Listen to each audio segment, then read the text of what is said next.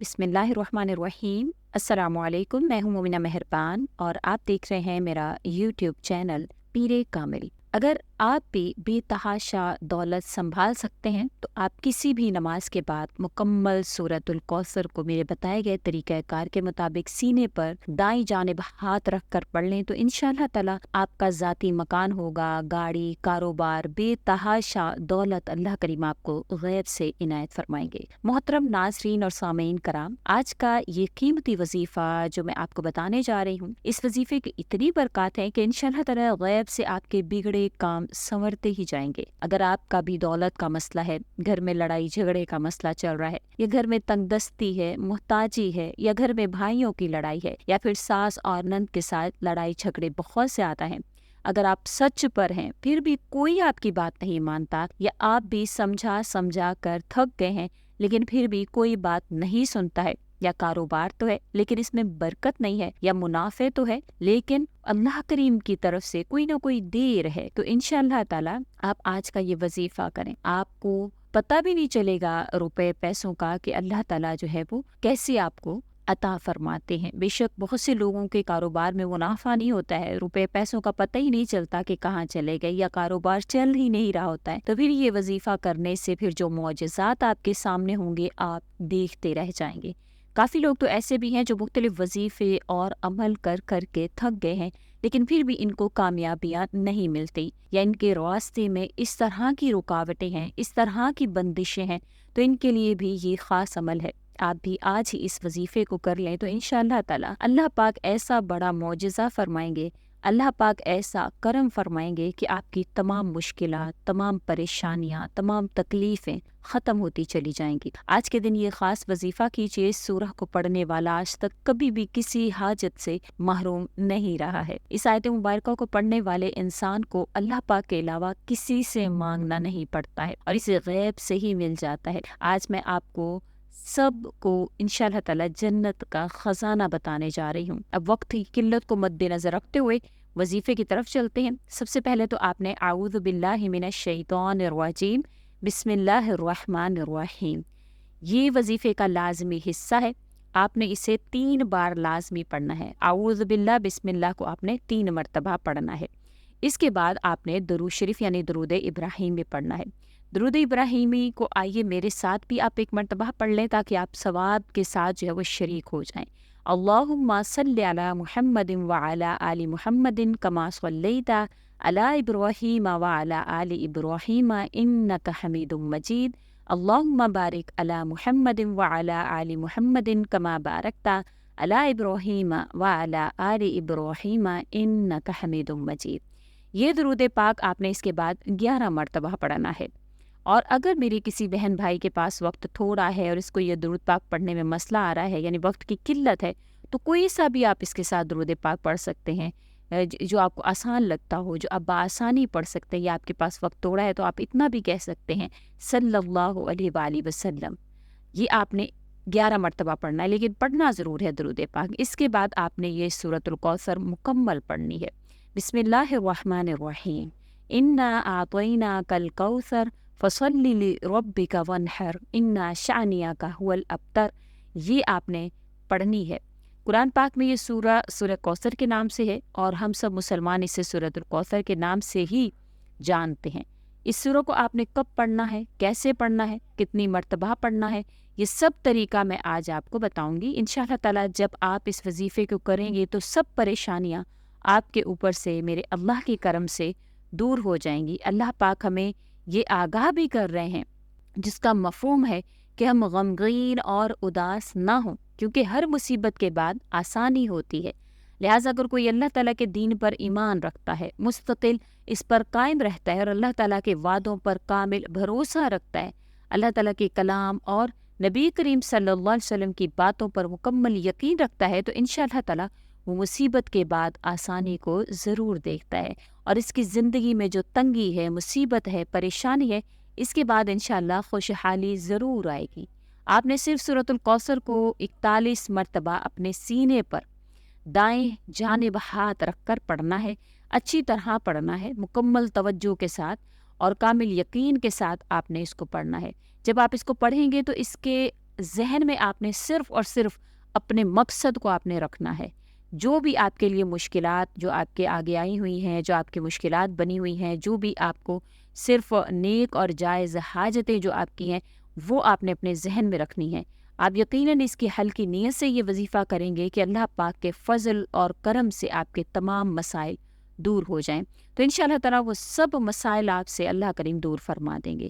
اب آپ نے وہی بیٹھے بیٹھے لا حول ولا قوة الا باللہ العلی العظیم، لا حول ولا قوة الا باللہ العلی العظیم، یہ آپ نے 11 مرتبہ پڑھنا ہے۔ جیسے میں نے اوپر اس کی فضیلت آپ سے ذکر کر دی ہے کہ یہ بہت ہی پیارا اور یہ اللہ تعالیٰ کے خزانوں میں سے ہے۔ اب آپ نے پورے یقین کے ساتھ آپ نے یہ پڑھنا ہے انشاءاللہ تعالیٰ۔ میں پورے یقین کے ساتھ آپ کو کہتی ہوں کہ آپ کے تمام مسائل انشاءاللہ دیکھتے ہی دیکھتے حل ہو جائیں گے۔ ایک حدیث پاک کا مفہوم ہے کہ حضرت عبداللہ بن مسعود رضی اللہ تعالیٰ عنہ فرماتے ہیں کہ لا حول ولا قوة الا باللہ کو ایک مرتبہ میں نے نبی کریم صلی اللہ علیہ وسلم کے سامنے پڑھا تو آپ صلی اللہ علیہ وسلم نے فرمایا کہ اس کا مطلب جانتے ہو کیا ہے؟ میں نے عرض کیا کہ اللہ اور اس کے رسول صلی اللہ علیہ وسلم ہی خوب جانتے ہیں۔ پھر آپ صلی اللہ علیہ وسلم نے خود ہی ارشاد فرمایا کہ اس کا مطلب یہ ہے کہ نہیں ہے کسی قسم کی قوت اور طاقت مگر اللہ کی مدد سے۔ آپ صلی اللہ علیہ وسلم نے اس کا ترجمہ بتایا، یعنی اس کا مفہوم یہ ہے کہ میں اللہ کی مدد اور نصرت کے بغیر کوئی کام بھی کرنے کی طاقت اور ہمت اور قوت نہیں رکھتا۔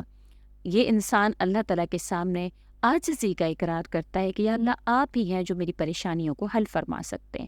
اور پھر فرمایا جو بندہ ہر وقت استغفار کرتا رہتا ہے اللہ اس کی ہر مشکل آسان کرتا ہے، ہر غم سے دور کر دیتا ہے، ایسی جگہ سے اس کو روزی دیتا ہے کہ جہاں سے اس کا گمان بھی نہیں ہوتا ہے۔ اس کی آپ نے 100 دانوں کی 2 تسبیح کرنی ہے، یعنی کہ آپ نے 200 مرتبہ آپ نے استغفار پڑھنا ہے۔ یہ مکمل طور پر آپ کو جس طرح سے ذکر کیا جا رہا ہے آپ نے اسی طرح سے آپ نے پڑھنا ہے۔ آپ نے کوئی بھی جو اس کا پہلو ہے وہ آپ سے مس نہیں ہونا چاہیے۔ آپ نے استغفار کو 200 مرتبہ پڑھنا ہے اور استغفر اللہ 200 مرتبہ پڑھنا ہے۔ پھر اس کے بعد آپ نے 33 مرتبہ یہ والا استغفار پڑھنا ہے۔ آپ ایک دفعہ میرے ساتھ بھی دوہرا لیں، استغفر اللہ العظیم الذی لا الہ الا هو الحی القیوم واتوب الیہ۔ اس کے بعد آپ نے اللہ تعالیٰ سے دعا کرنی ہے، سبحان اللہ یا رب کریم یا اللہ۔ آپ کو اپنی شان کریمی کا واسطہ، ہم گناہ گاروں پر اپنے گھر کے دروازے بند نہ کریں۔ ہم سیاہکار ہیں، گناہ گار ہیں، لیکن پھر بھی یا اللہ آپ کے بندے ہیں۔ پروردگار تیرے سوا ہمارا کوئی سہارا نہیں، یا ذوالجلال والاکرام ہم تجھ سے ہی اپنے ہر گناہ کی معافی مانگتے ہیں۔ اے گناہوں کی معافی، یا پاک پروردگار آپ سے اپنے گناہوں کی اس طرح سے معافی مانگتے ہیں، وہ گناہ جو ہم سے جانے یا انجانے میں ہوئے، ان گناہوں کی وہ معافی مانگتے ہیں جو تنہائی میں ہوئے یا پھر محفل میں ہوئے، ہم سے نادانی میں سرزد ہوئے یا ہم نے جان بوجھ کر کیے۔ اے اللہ اپنے شانی کریمی کے صدقے، اپنے کعبہ کی عظمت کے صدقے ہمیں معاف فرما دے، ہمارے تمام صغیرہ کبیرہ گناہوں کو معاف فرما دیجیے۔ لا حول ولا قوة الا باللہ، یہ جنت کا خزانہ ہے۔ حضرت ابو موسیٰ اشعری رضی اللہ تعالیٰ عنہ کہتے ہیں کہ ایک مرتبہ ہم لوگ نبی کریم صلی اللہ علیہ وسلم کے ہمراہ ایک سفر میں تھے کہ لوگوں نے ایک موقع پر پکار کر تکبیر کہنا شروع کر دی۔ آپ صلی اللہ علیہ وسلم نے یہ سن کر فرمایا لوگوں اپنی جانوں کے ساتھ نرمی اختیار کرو، یعنی اتنی بلند آواز سے تکبیر نہ کہو، کیونکہ تم تکبیر کے ذریعے کسی بہرے یا غیر موجود کو نہیں پکار رہے یا ایسے اللہ کریم کو یاد نہیں کر رہے، اس کو پکارتے ہو جو سننے والا ہے، جو دیکھنے والا ہے، وہ تمہارے ساتھ ہے، یعنی وہ تمہارے حال پر مطلع ہے۔ تم جہاں بھی کہیں بھی ہو، چاہے تم اسے بآواز بلند یاد کرو چاہے آہستہ آواز سے، اس کے لیے دونوں برابر ہیں۔ جس کو کہ تم پکارتے ہو تم سے ہر شخص کے اس کی سواری کی گردن سے بھی زیادہ قریب ہے۔ اللہ کریم خود قرآن کریم میں فرماتے ہیں کہ میں شہرک سے بھی زیادہ قریب۔ حضرت موسیٰ اشعری رضی اللہ تعالیٰ عنہ کہتے ہیں کہ اس وقت آپ صلی اللہ علیہ وسلم کے پیچھے اونٹ پر میں جو تھا وہ بیٹھا ہوا تھا اور اپنے دل میں پڑھ رہا تھا لا حول ولا قوة الا باللہ۔ آپ صلی اللہ علیہ وسلم نے فرمایا عبداللہ بن قیس، یہ حضرت موسیٰ کا نام ہے، کیا میں تمہیں جنت کے خزانوں میں سے خزانہ نہ بتا دوں؟ میں نے عرض کیا یا رسول اللہ صلی اللہ علیہ وسلم ضرور بتائیں۔ آپ صلی اللہ علیہ وسلم نے فرمایا وہ خزانہ لا حول ولا قوت الا باللہ ہے۔ یہ بخاری شریف کی حدیث ہے، مسلم نے اس روایت کو جو ہے وہ روایت کیا ہے، اور یہ حدیث مبارکہ جو ہے مستند ہے۔ تو میری پیاری بہنوں، میرے پیارے بھائیوں، آج کا یہ جو خاص وظیفہ ہے، آپ نے اس کو کتنی تعداد میں پڑھنا ہے اور کس وقت پڑھنا ہے، یہ میں انشاءاللہ تعالیٰ آپ سے ذکر کروں گی، کیونکہ کوئی بھی وظیفہ اگر آپ سے ذکر کیا جاتا ہے تو اگر اس کو بتائے گئے طریقہ کار کے مطابق کریں گے تو انشاءاللہ تعالیٰ آپ کو اس کا فائدہ حاصل ہوگا۔ تو سب سے بڑی بات کہ وظیفہ تو آپ نے کر لیا ہے، اب اس وظیفے کو پڑھنے سے کیا کیا فائدے آپ کو ملیں گے، تو وہ میں آپ سے انشاءاللہ اس ویڈیو میں آپ کو اس کے متعلق کچھ بتانا چاہوں گی کہ اب آپ نے اس سورہ کو پڑھنا کیسے ہے اور کس ترتیب سے پڑھنا ہے، کس تعداد سے پڑھنا ہے۔ آپ سب یہ طریقہ کار اچھی طرح سے جو ہے وہ نوٹ کر لیں، جان لیں، کیونکہ جب تک آپ کو وظیفے کا طریقہ کار نہیں پتہ ہوگا پھر کوئی بھی وظیفہ یا عمل بالکل بھی اثر نہیں کرتا۔ اس کے کرنے میں کچھ خاص احتیاط ہوتی ہیں۔ سب سے پہلے یہ کہ کس وقت آپ نے اس عمل کو کرنا ہے۔ دیکھیے، آپ فجر، ظہر، عصر، مغرب، عشاء، تہجد، چاش یا پھر اشراق غرض کسی بھی نماز کے بعد اس کو کر سکتے ہیں۔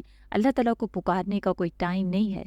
ہاں، اگر یہ بھی ٹائم نہیں ہے تو آپ 2 رکعت نفل پڑھنے کے بعد بھی اسے کر سکتے ہیں، یعنی آپ ان نمازوں کے علاوہ میں بھی کسی بھی وقت اس کو کر سکتے ہیں، لیکن وہ 2 نفل صلاۃ الحاجات کے ہونے چاہیے، یعنی آپ نے نیت کرنی ہے 2 نفل صلاۃ الحاجات، کیونکہ اس کے کرنے میں کوئی پابندی نہیں ہے، بلکہ جب بھی آپ کو وقت ملتا ہے، آپ کو لگتا ہو کہ آپ اس وقت اس وظیفے کو بآسانی کر لیں گے تو آپ اس وظیفے کو کر سکتے ہیں۔ اس میں کوئی پابندی نہیں ہے، کوئی بھی مرد کر سکتا ہے، کوئی بھی عورت کر سکتی ہے۔ اکثر کچھ مردوں کو مشکلات کا سامنا ہوتا ہے، کیونکہ مرد اپنی بیوی بچوں کے لیے، اپنا گھر پالنے کے لیے باہر محنت مزدوری کرتے ہیں، مشقت والا کام کرتے ہیں، کوئی نوکری پیشہ ہے، کوئی کھیتوں میں کام کرنے والا ہوتا ہے۔ یہ مشکلات صرف مردوں کو ہی نہیں ہوتی، بلکہ اس طرح کچھ عورتوں کو بھی بہت سارے مسائل کا سامنا کرنا پڑتا ہے، لیکن وہ پھر بھی اس عمل کو کر سکتی ہیں۔ اور میرا مشورہ تو میری بہنوں کے لیے یہی ہے کہ وہ تو لازمی کریں، تاکہ آپ کی زندگیوں میں بھی آسانیاں آ جائیں۔ اللہ کرے کہ اللہ تعالیٰ آپ کا دامن جو ہے وہ خوشیوں سے بھر دیں، جو بھی آپ کے مسائل ہیں، جو بھی آپ کی پریشانیاں ہیں، اللہ کریم ان کو حل کر دیں۔ بس آپ نیت رکھ کر یہ پڑھیں گے، یہ عمل کریں گے تو آپ کے مسائل انشاءاللہ تعالیٰ حل ہو جائیں گے، کیونکہ جو بھی آپ نیت کرتے ہیں آپ کو اس کے مطابق ہی پھل دیا جاتا ہے۔ انشاءاللہ اس وظیفے کی برکت سے اللہ پاک کی آپ پر خصوصی رحمت ہوگی، لیکن شرط صرف اس کی یہ ہے کہ یہ وظیفہ صرف آپ نے کسی بھی نماز کے بعد اس وظیفے کو آپ کر سکتے ہیں۔ اگر آپ نماز کے بغیر اسے کریں گے تو یہ وظیفہ بالکل بھی اثر نہیں کرے گا، یعنی کہ آپ نے نماز کی پابندی لازمی کرنی ہے۔ میرے تمام بہن بھائیوں سے گزارش ہے کہ اللہ تعالیٰ سے سچے دل سے معافی مانگیں، اللہ تعالیٰ ہمارے اس وظیفے میں کہی گئی کمی کوتاہی کو معاف فرمائیں اور ہمارا یہ نذرانہ اپنی بارگاہ میں قبول اور منظور فرمائیں۔ آمین۔ اللہ تبارک و تعالیٰ ہم سب کے حامی و ناصر ہوں۔ السلام علیکم ورحمۃ اللہ وبرکاتہ۔ اللہ حافظ۔